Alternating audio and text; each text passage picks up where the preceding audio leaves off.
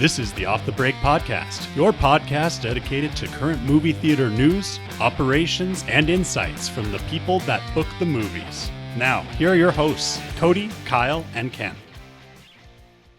Time to feel patriotic at the movie theaters again.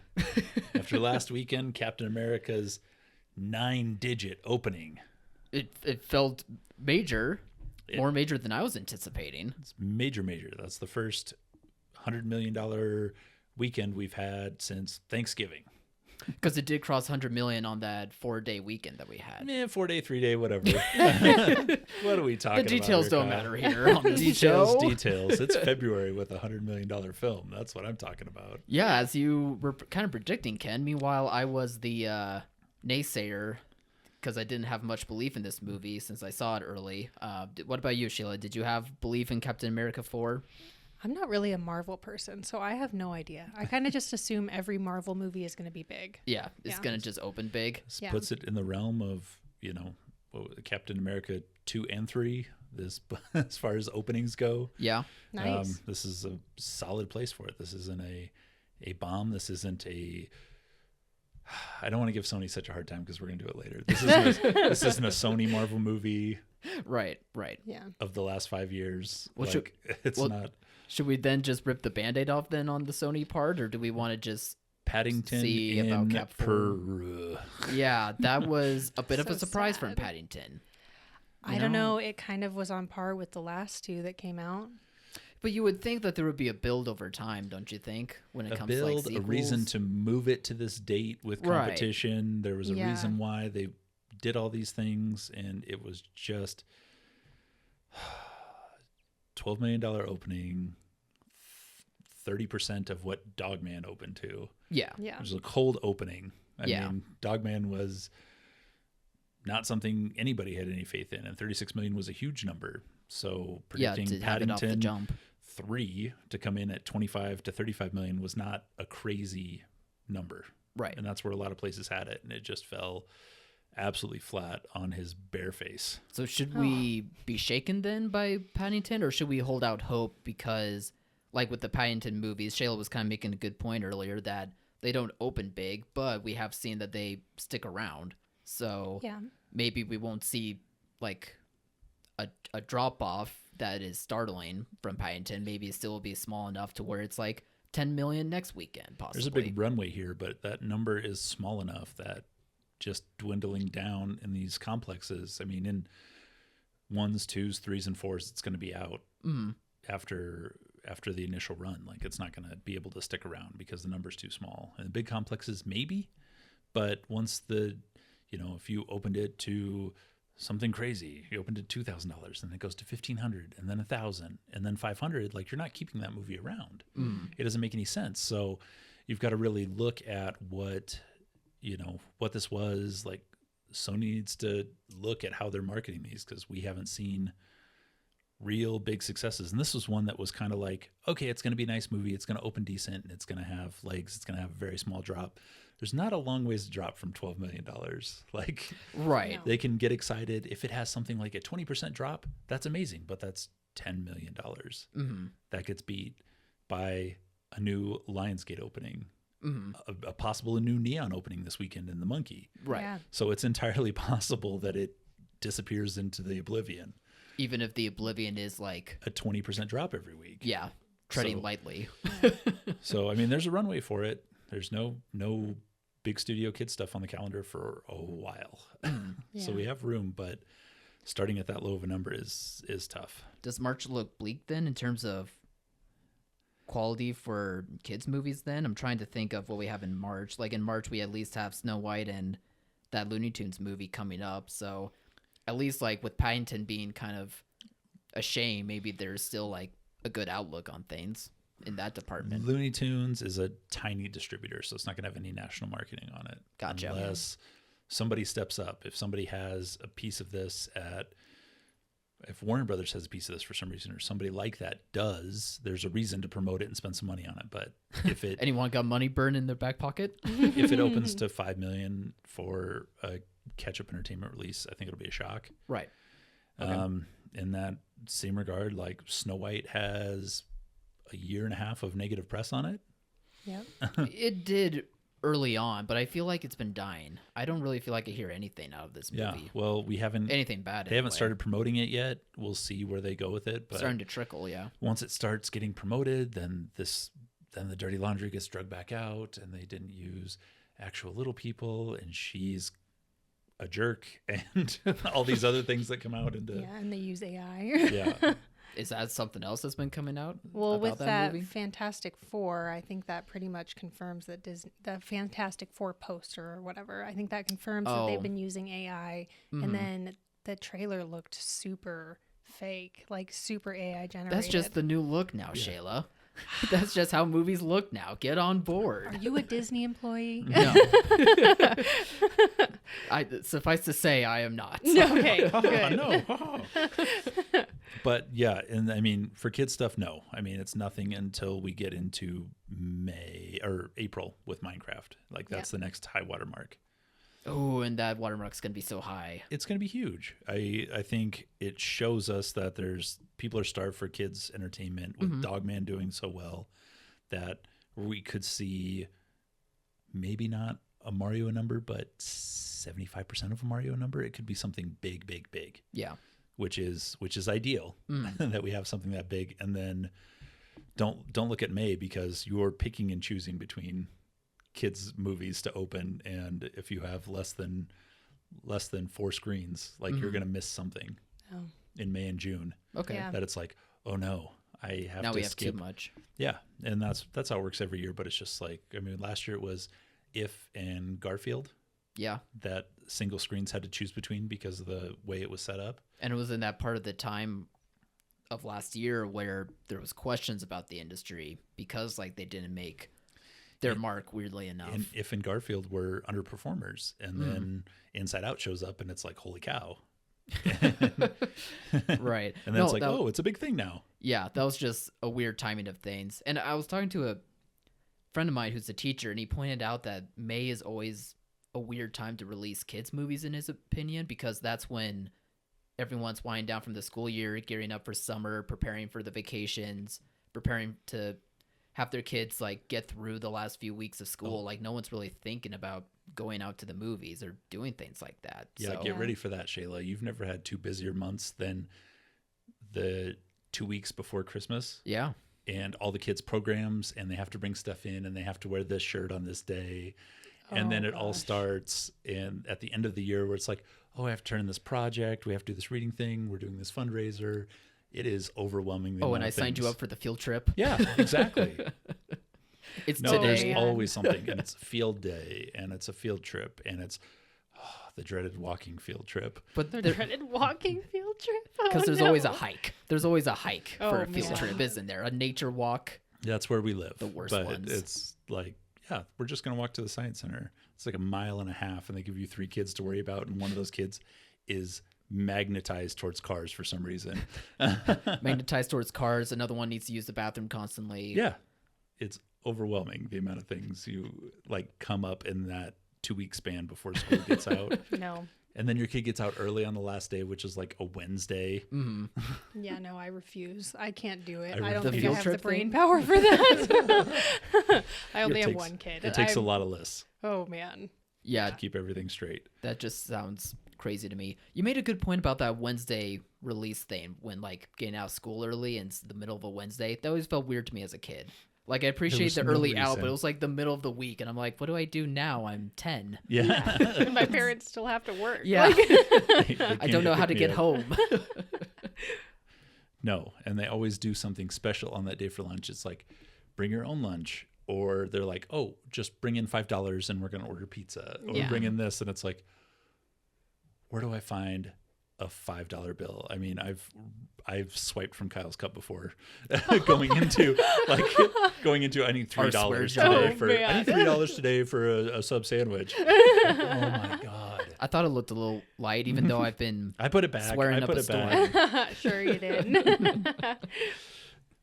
Well, I guess that's our outlook for February, and then March, and then April, and then May. So I seeing not the tracking excitement necessarily, but seeing buzz on Mickey and putting it into art house locations and smaller locations. I think Mickey 17 it will be the biggest of the directors. I'm not even going to try to attempt to say his name.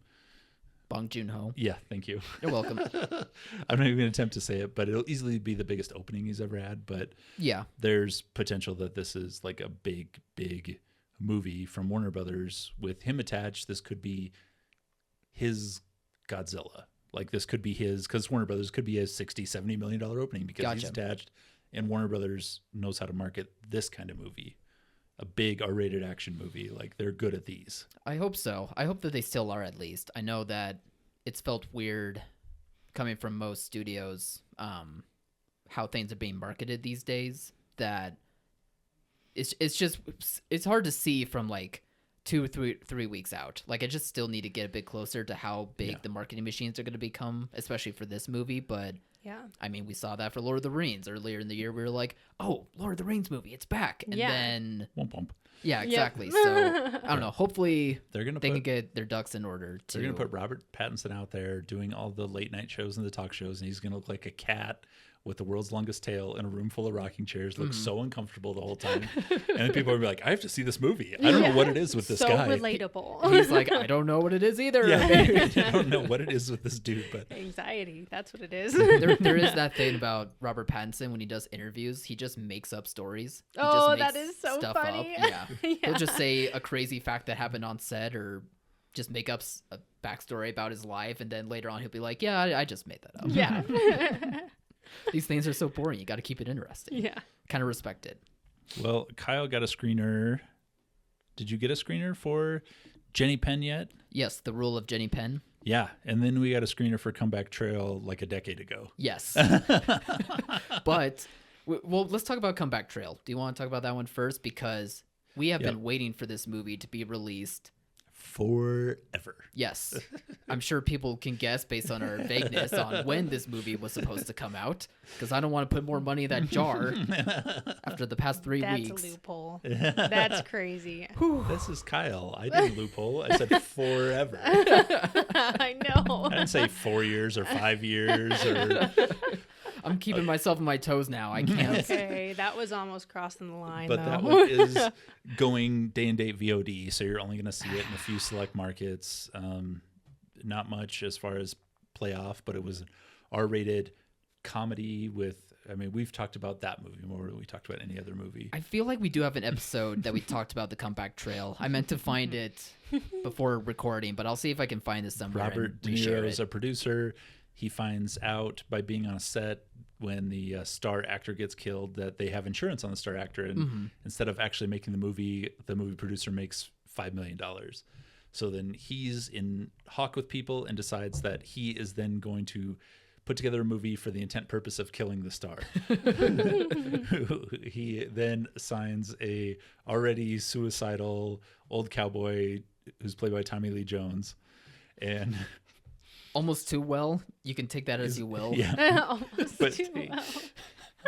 Terrific actor, but he keeps putting him in action situations where he almost certainly will die. Yes. And he keeps surviving somehow. He should have. He could have. He definitely should have. And it's got Zach Braff and Morgan Freeman, and it was such a great movie. It's very disappointing it's not in theaters. Yeah. But it's just nice that we finally got to talk more about that movie and see it actually get released, because again, we were just waiting a very long time, and we're finally happy that it gets to happen. At least I am anyway, because every year I just am like, where is this movie? No. We just lost it to the ether of the universe after a while. One that's not going to get lost is The Rule of Jenny Penn, which is an odd duck of a movie. It is. To say it best. It is. We've seen some weird ones come through. Shayla remembers Frankie Frico, which was the puppets. Yeah. That was all puppeteered, the entire movie. It was like Garbage Pail Kids. Yeah. It was wild. I'm trying to think of some other movies like it, but I don't know if there's anything. I mean, it's like the Muppet movie, but rated R and crazy. Exactly. Trying to think if there's anything else that was like so like wild and so off kilter, but this is kind of it. Like that's the first one I thought of, but this one is just odd. Yeah, the premise is that an elderly man who's a judge suffers a stroke, and so he has to go to a retirement home where he's hoping to be able to heal from his stroke and then be able to leave the retirement home, but it doesn't look likely. Oh no. Yeah. But Oh, no, you haven't got to the weird part yet. we haven't gotten to the weird part. Okay. But in this retirement home, John Lithgow plays essentially the retirement bully to the point where he is super toxic and rude and just almost like not senile, I guess that's not quite the word, but he just plays like the craziest person trapped in a retirement home that you could think of, where he's just is deranged towards everyone. Oh, and he also holds a puppet in his hand the entire time, but it's like a doll without like pupils in its eyes. So it's not like even a sock puppet or anything. It's just like a doll, but it's cut out so that way he can stick his hand in it and just like mock the patients that are going on the retirement home.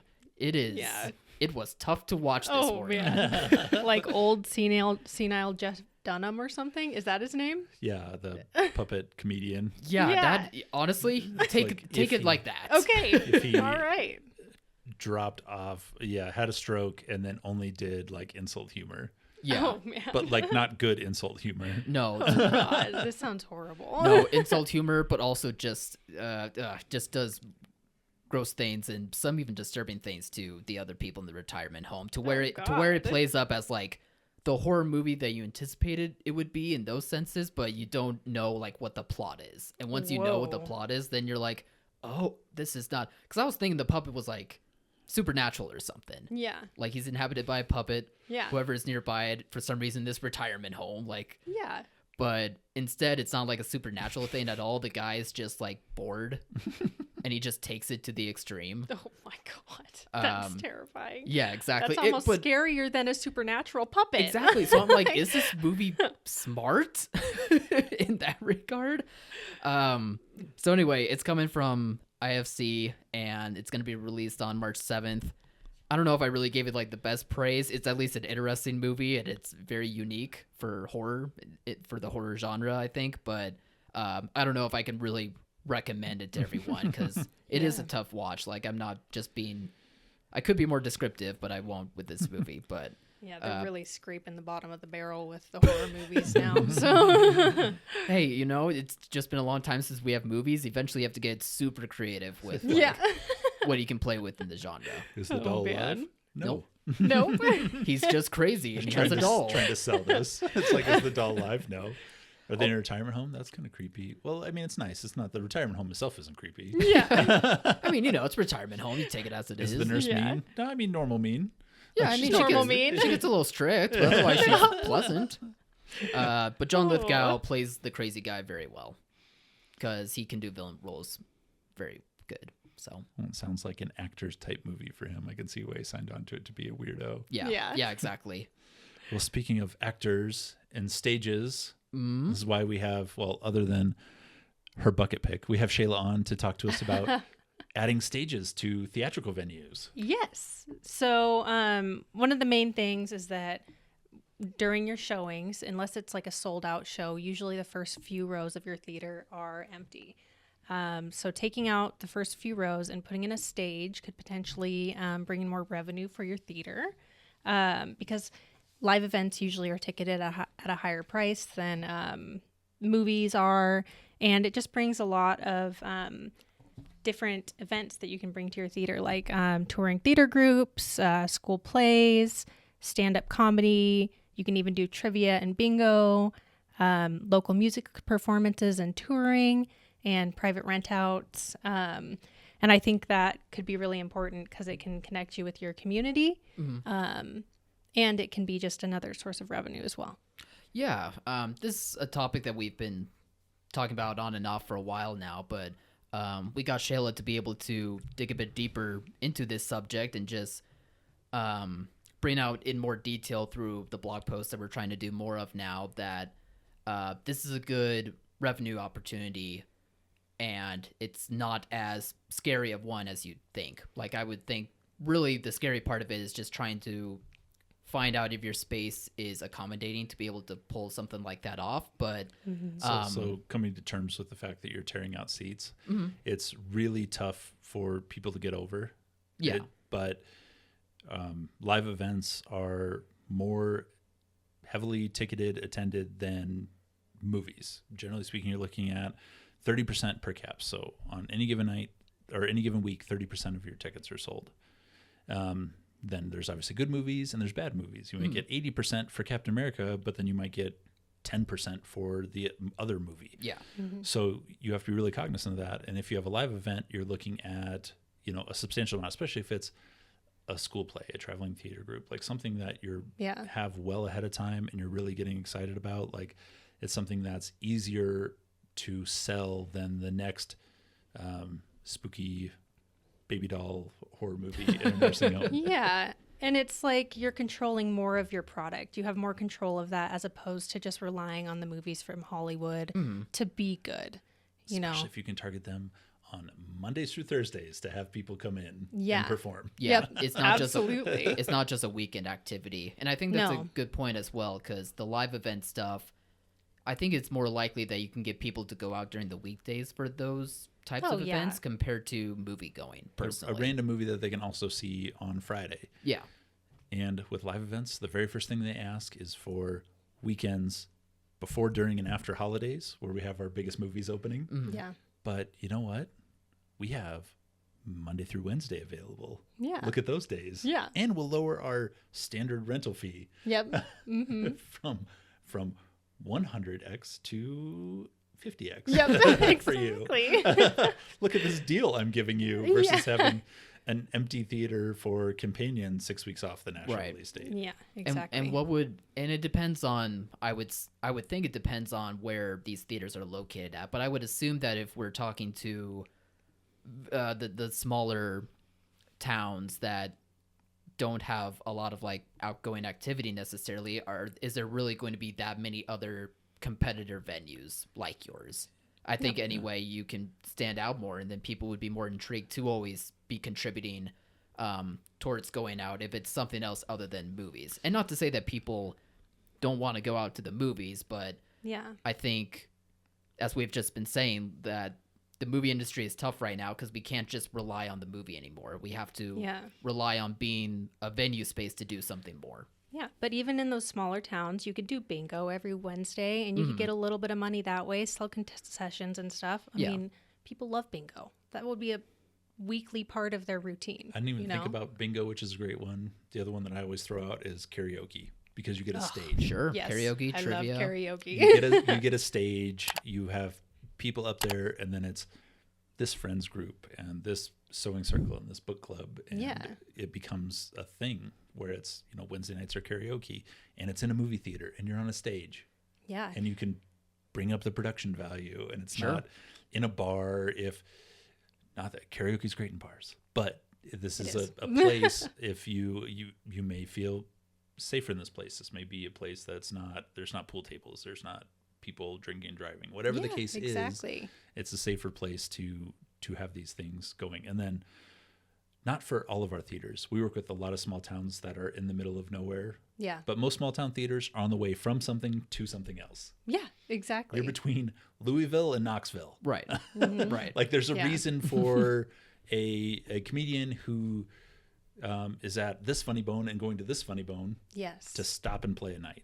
Yeah. There's a reason for something. And guess what? They only perform Friday, Saturday, and maybe on Sunday. So there's a lot of time in between there. We're like, hey, you know what?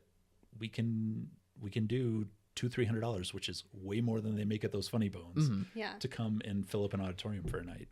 Well, a lot of my musician friends, they would have big venues that would reach out to them. Hey, can you open up for this person? Can you open up for this person? And they would be so far apart from each other. Like it would be like a 15-hour drive. So they are looking for those little towns in the middle of nowhere to cut up their tour. Interesting. Okay. So it might not be so bad to find these smaller No, bands. yeah, not it at all. might be pretty easier to do than you would think. And we're not looking for Bruce Springsteen to play in Bruce Springsteen, Tinyville, Iowa. We're looking for a Bruce Springsteen cover band. Yeah, exactly. To play for a night. People like their cover bands. To play for an hour and a half. Yeah.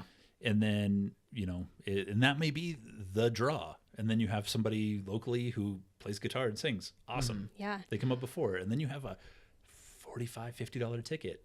And you're not beholden to film rental percentages. You pay these people out of pocket.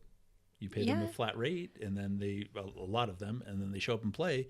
The more you promote it, the more people show up, the more money you make. Yeah, and a lot of my musician friends, they would negotiate for like 15% of concession sales or something like that, or beer sales or whatever. Yeah.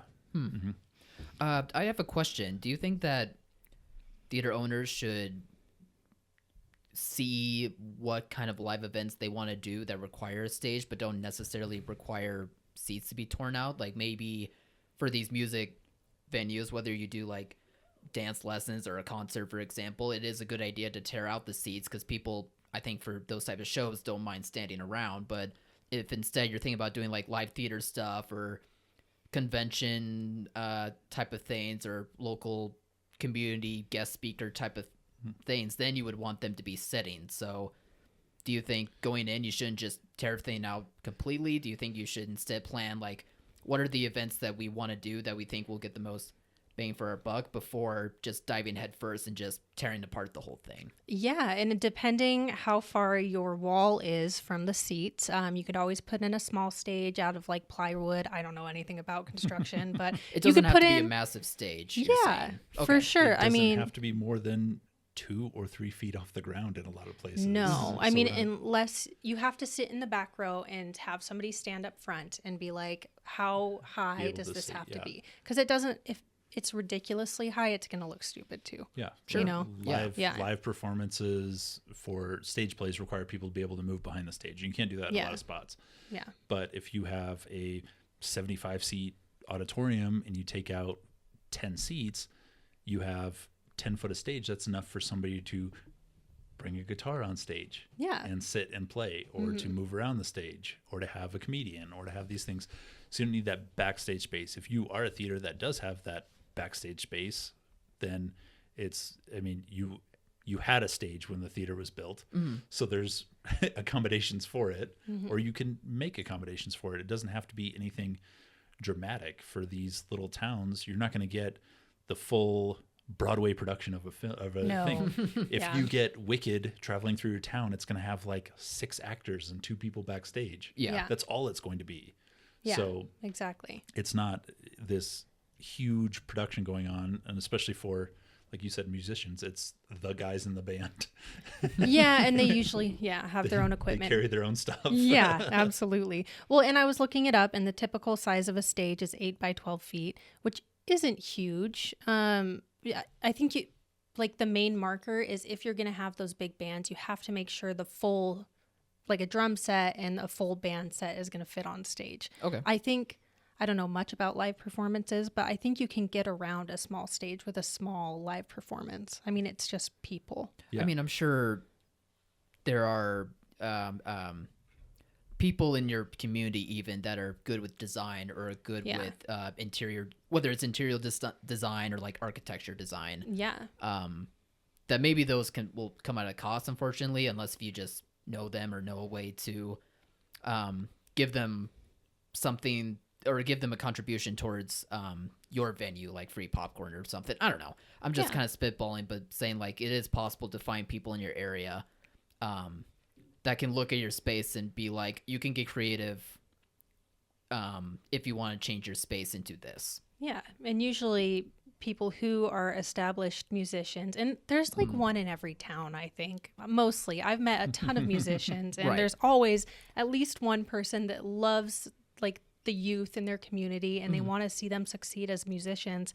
And any place who's wanting to help that happen, they would support gladly. You know? Absolutely. I think that I don't know how easy it is to find, but they're out there for sure. Definitely. Yeah. Yeah. No. And if you're a theater owner operator, you are the hub of art in your small town. Absolutely. So it may seem like a lot of work creating a nonprofit to have children's theater and things like that. But maybe that's not your thing. Maybe you reach out and say, hey, you're a drama teacher. You're excited about this. I have this venue that's not going used. let's during Tuesday nights, let's find a way to do this. Yeah.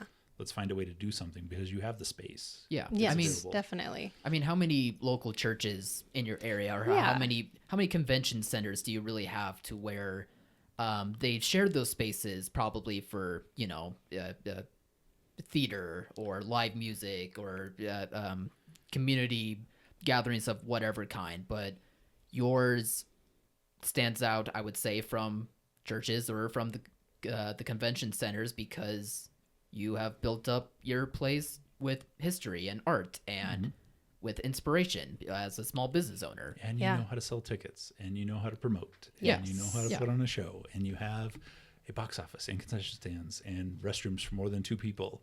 Like you have all these things built in. You're just adding another thing to sell. Yeah. Yeah, It's exactly. just another opportunity. Yeah. So anyway, Shayla did a great job writing about this topic. We'll share it in our description of this episode as well as on our socials, Facebook and Instagram. So just wanted to keep harping on this more for these alternative ways for theaters to be able to keep their venues open and keep them thriving. So yeah, thank you, Shayla, for that assistance on this. Yeah, of course. Thank you for that, Shayla. No, thank you for your bucket pick. Yeah, how dare you? I know, it's a bad one. It's a bad one. Well, I watched She it was like trying 5 to years defend ago. it in the office a little bit. She's like, well, this part was okay. But I watched the rest of it and I realized What I is it? don't What like is it. it? Yes. What? What is it? What is this Oh, movie? Natural Born Killers. 1994. By Oliver Stone, starring Woody Harrelson, and what's her ugly face? Juliette Lewis. What? Her ugly face? Oh, whew. Are you serious? She's very She is talented. beautiful. She's extremely talented. And her voice is beautiful. You just have man vision, I think. Ooh, Yeah, like calling you out. 50% of the population I have. Yeah, vision. exactly. Yes.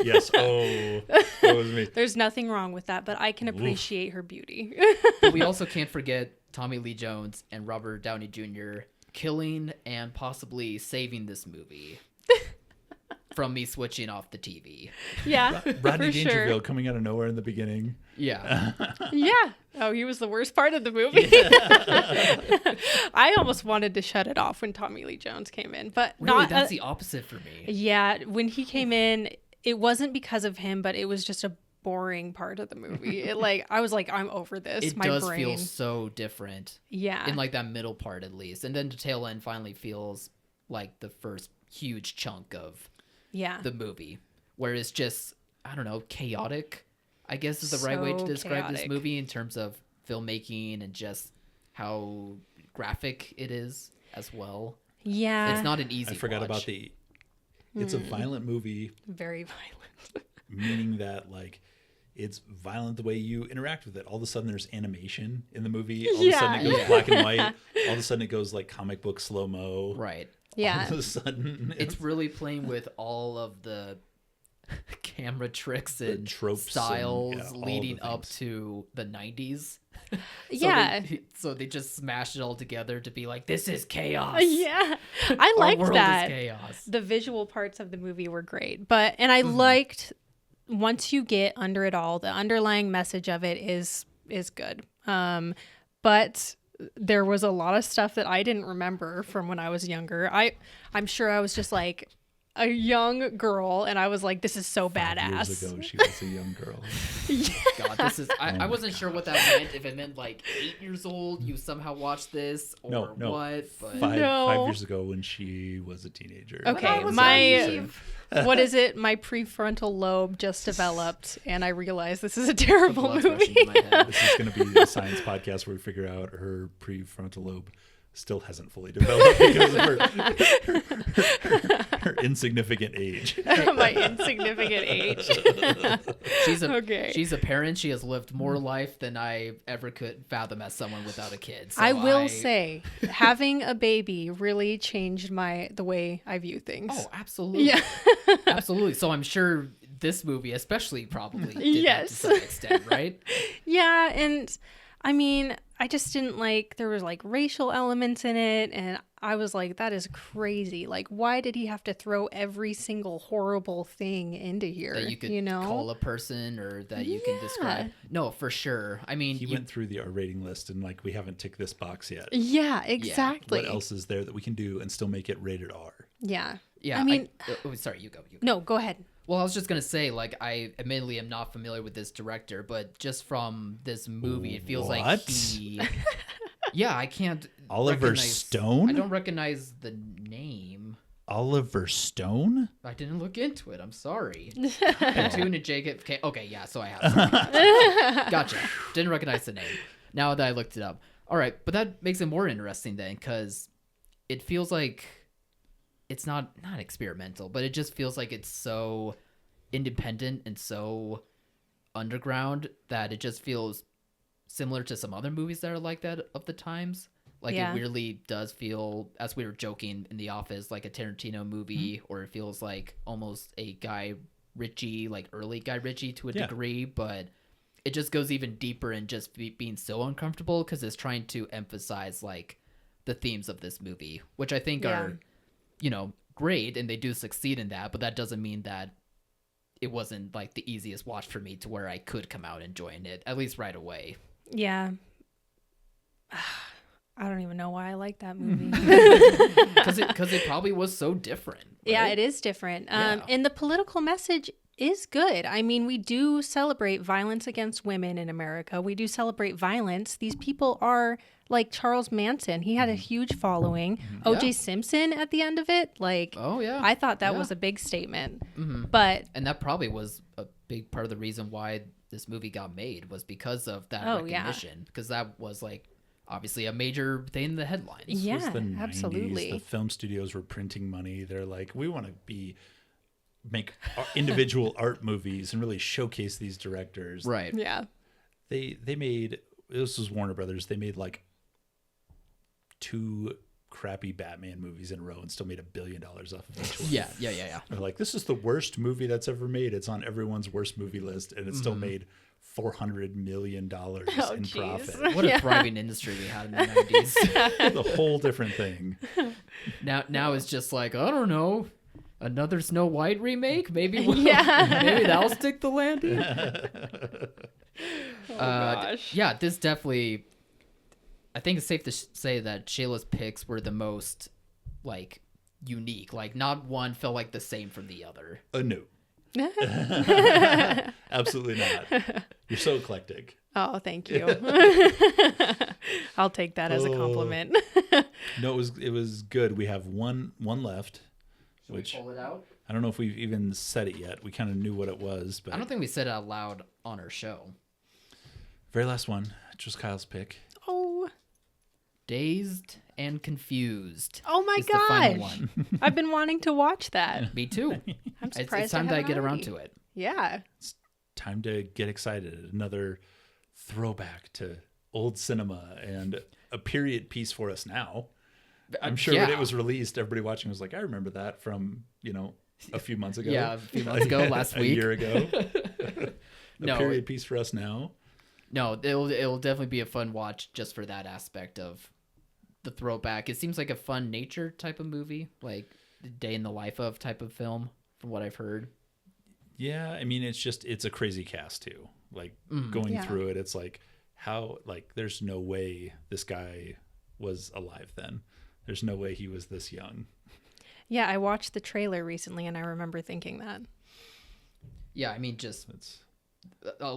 right off the bat, Matthew McConaughey, Parker Posey, Ben Affleck. Ben Affleck's in this movie. I'm seeing Mila Jovovich. Do I pronounce that right? Jovovich?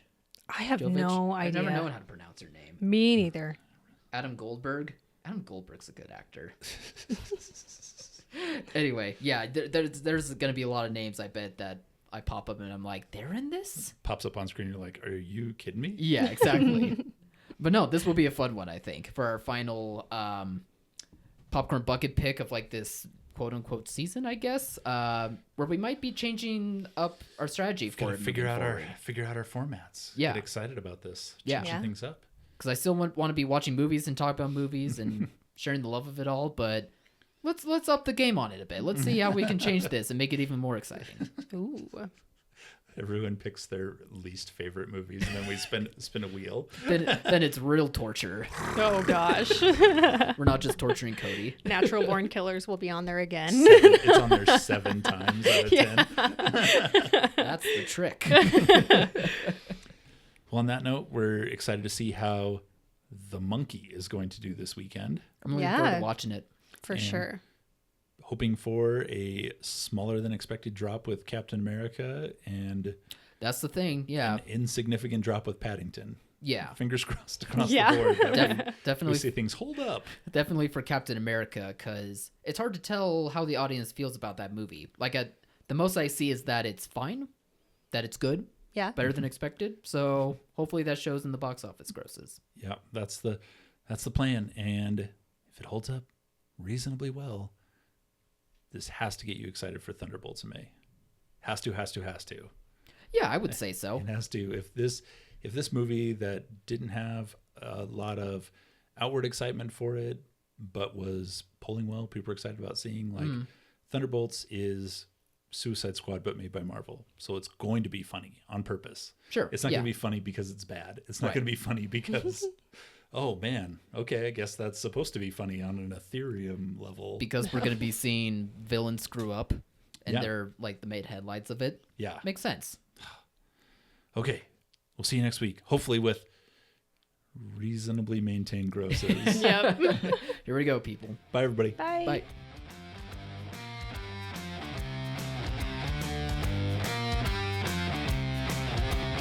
Thank you for listening to Off the Break Podcast. Find us on all podcast platforms and be sure to like and follow our Facebook and Instagram pages at Off the Break Podcast.